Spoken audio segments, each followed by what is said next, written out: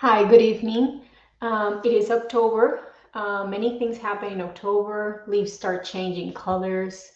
Um, it starts getting a little cold outside. And also, it is Breast Cancer Awareness Month.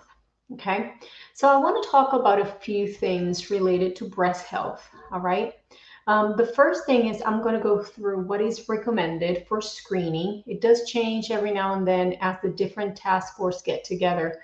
But in general, we recommend a baseline mammogram. Okay, that is what the American Medical Society recommends, and mostly across the world.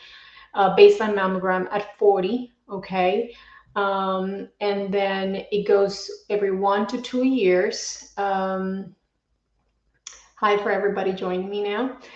It goes every 1 to 2 years, and if there's any abnormalities, it can go down to every 6 months. Okay, especially after 50, it is recommended to do it yearly. Now, that will change based on a few things. One, if you have any risk factors for breast cancer. So if you have a strong family history, sisters, aunts, mothers, then we recommend that you do it yearly and that you might have a baseline at 35 or 10 years earlier from the person that is your family. If you have for example, your mother had breast cancer at 40, then you might want to start screening at 30 with ultrasounds, or even consider doing genetic testing.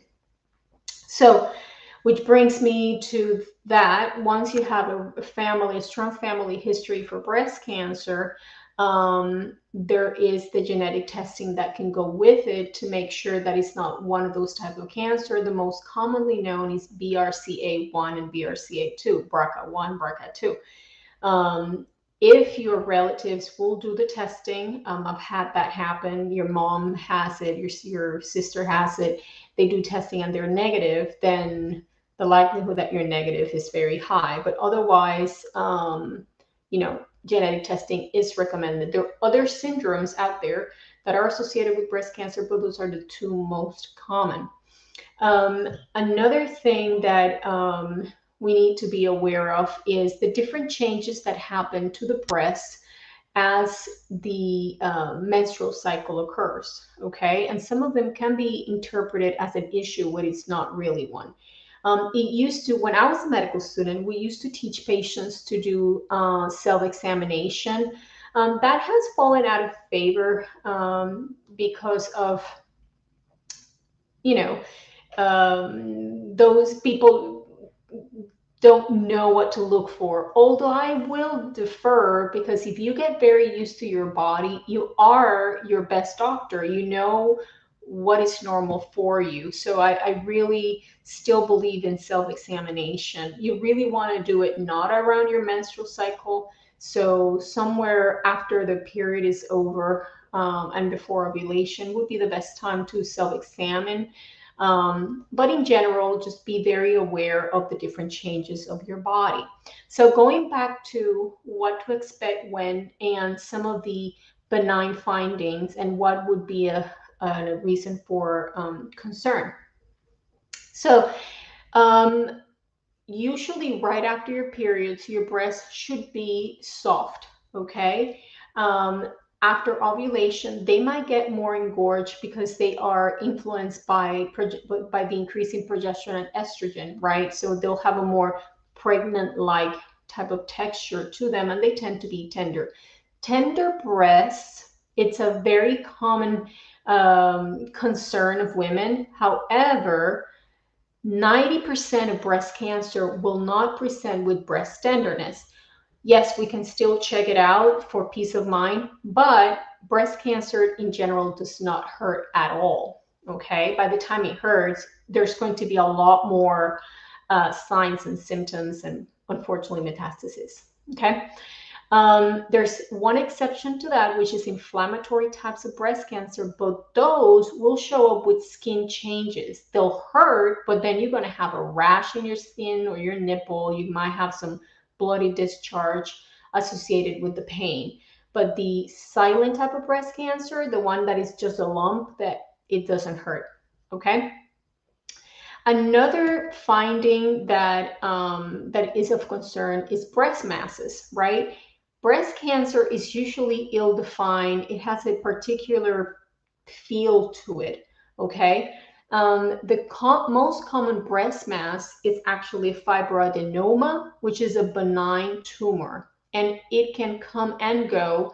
I see a lot of women that have had biopsies due to a breast fibroadenoma, and then it's just a benign finding, okay? It is just kind of, it's very similar to the fibroids of the uterus. It's just a mass that is somewhat solid, but in reality is very well defined. It can move around very easily, and it is non-cancerous or non-precancerous, okay? Now, breast tenderness, excessive breast tenderness could be a sign of hormonal imbalances or excess caffeine use, and so forth. But usually breast tenderness, again, is not an indication of breast cancer. Another finding that is usually very concerning for women is breast discharge.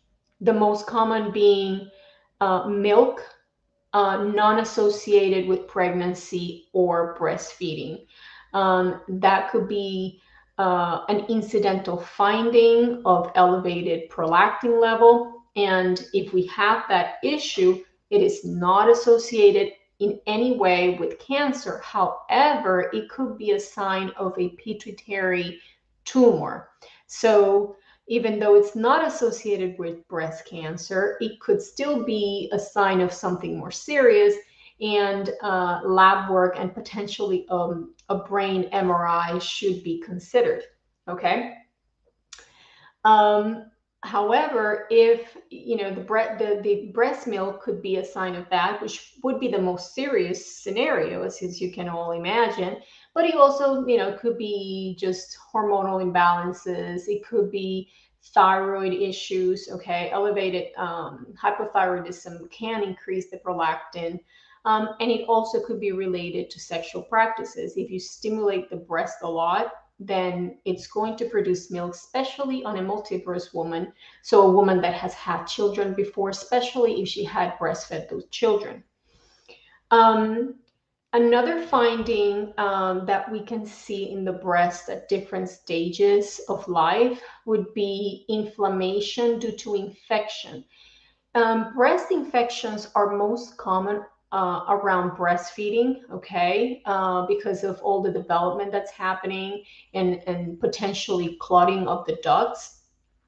That is not a sign of breast cancer, even though it can present pretty grotesque. I've seen mastitis, which is the official word for breast infection, that look pretty angry. And remember, I explained that there is a rare form of breast cancer that is an inflammatory breast cancer, and it could look similar, but you have to put the whole picture together, treat it as mastitis. If it does not resolve, then you have to start thinking of the more weird stuff, okay? But most cases it's just breast infection. I have seen in my practice mastitis not associated with breastfeeding in older women, and it could be simply because of a crack somewhere, just like it could happen anywhere in the body, or especially in somebody with a compromised immune system due to autoimmunity like lupus or Graves' disease or any of the other ones, especially like skin-related psoriasis, Sjogren's, etc. Or somebody that is developing diabetes could present as mastitis, because any little cut anywhere is going to become a nasty infection. And I've seen infections on pre-diabetics and diabetics that are pretty impressive in my career. Okay, so those are some of the stuff related to breast health. And I explain what the screening is recommended. There are other screenings out there as we are, evolving. There's thermography. I really like thermography as a alternative or an adjunct to mammography. It is based on heat patterns. There's a special camera that is it'll show different heat patterns, and then there's specific heat patterns associated with breast cancer. And there is ultrasound, which again, on younger women should be the first line of screening because the breasts are so dense that you can't see much with mammography, but it can also be adjunct. Again, different modalities to get more information on you. And then you can do MRI of the breast, and now 3D mammography, which uses a lot less radiation. So it's a great alternative to the traditional squeezing of the boobies. Okay. Ashley is asking, how do you screen for pregnancy-associated breast cancer? That is a very rare form of cancer. It is very hard to pick because it is usually missed. Just because people do not think of breast cancer during pregnancy. And like I was describing, a lot of the changes that are associated with breast in pregnancy can obscure a potential underlying cancer. So it has to be somebody that either is very suspicious, going to a doctor and that's very suspicious about it, or you have a very strong family history, or genetic component, again, BRCA1 and 2. And then the way you screen for it is the way you would screen for any other form of cancer. So what are some of the other risk factors for breast cancer, and some protective? Okay, it's not all doom and horrible. So for example, risk for breast cancer is smoking. I mean, smoking will be a risk factor for any cancer from the mouth to the anus. It also increases cancer on the cervix, the bladder, and the breast. Not only everybody thinks of smoking and just lung cancer, but it actually will increase breast cancer risk. Also, somebody that has had a late start in life, an early start in life, if you have your period at 9 and then menopause at 55, for example, then it would also, long exposure to estrogen will also increase your chances of breast cancer, which brings me to hormone replacement. Long exposure to estrogen, no matter where it's coming from, will be a risk factor for breast cancer. Okay. Cancer in general is more common on undifferentiated tissue. So a protective factor on breast cancer would be breastfeeding, because it is not until a woman breastfeeds that tissue fully differentiates. Fully differentiated tissue is more resistant to any type of cancer. So breastfeeding is huge in terms of protection for breast cancer, ovarian cancer, osteoporosis, and Alzheimer in women. There's some recent studies that show that women that have breastfed, have all those benefits. And there's a myth that is well known out there about breastfeeding and weight loss. What happens is you will lose the first pounds very quickly, but because you are feeding another human being, then your body will be very resistant to lose the last 8 or 10 pounds of your pregnancy stuff, because that's like food reservoir. However, in my experience, even though there might be a delay to get rid of those pounds, your body will get rid of them faster once you stop breastfeeding versus somebody that's just trying to get rid of it on their own without any breastfeeding. Okay, so even though it'll be like fast plateau, then you should drop fast after you stop breastfeeding, because your body will quickly get rid of it. Okay. So another protective factor against breast cancer is actually iodine. Iodine unfortunately, we're very deficient as a society, and that's why, I don't know, 40, 50 years ago, they started putting iodine on table salt, okay? There's two organs that need a lot of iodine in your body, your thyroid and your breast. So actually having a deficiency in iodine will increase your chances of breast cancer. So, eat more seafood or kelp, okay? So those are some of the protective factors. Along the same lines of breastfeeding goes being pregnant, okay? So actually pregnancy itself protects you against ovarian and breast cancer because you decrease the ups and downs of estrogen, and the ovaries kind of, go to sleep a little bit. And then ovulation doesn't happen for 9 to 10 months. So that's a break for breast and ovaries. So that's kind of a few things about our boobies. I have a question here about the HPV virus. The HPV virus is not associated with breast cancer. It's mostly associated with cervical cancer, penile cancer on uncircumcised men, and with the practices of oral sex. You could have, especially if you get the high risk HPV viruses, you can get oral or throat cancer, but it's not associated with HPV on its own. Should we take a supplement for iodine? Absolutely. I think that in general, we are very deficient of minerals. I don't like giving isolated minerals for long periods of times. I know people sometimes take magnesium on its own, calcium on its own. I think that if you are going to focus on one or two minerals, you should have a mineral base, and that your minerals should be food-based because they're going to be organically bound. What does that mean? That means that excess of the minerals can be easily processed and excreted and eliminated from your body without causing toxicity. Too much of a good thing is a bad thing, okay? So there's several formulations out there that are fantastic. I personally like one that's called Colloidal Minerals. They're different companies. It sometimes comes in liquid form, which makes it really easy to just drop it in a smoothie, or it doesn't taste much like anything. It is plant-based, so it is organically bound. Alrighty.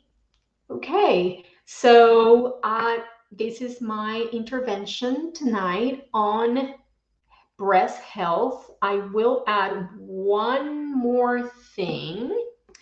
And that is the famous vitamin E. Everybody knows that when you're having breast tenderness, especially around your cycle, they say get off the caffeine, so coffee, chocolate, and Coke, and then increase vitamin E. However, again, vitamin E should be food-based because food-based vitamin E will have all of the components of the vitamin E complex, so it'll work a lot better. Buckwheat is a great source of vitamin C and E, and green leafy vegetables. All right.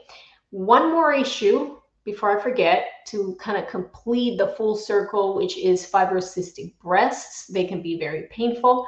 And like the word describes it, it's just breasts that tend to create little cysts. And the treatment for that is, again, a healthier lifestyle in general, because that's going to decrease inflammation anywhere in your body, decrease caffeine, and vitamin E. Okay? And iodine. And then that will have the full around with your breast health. If you have any questions and you would like to talk to me more about a particular situation that you're having, feel free to reach me through Facebook or Messenger. And until we talk again, have some happy booby time. Bye.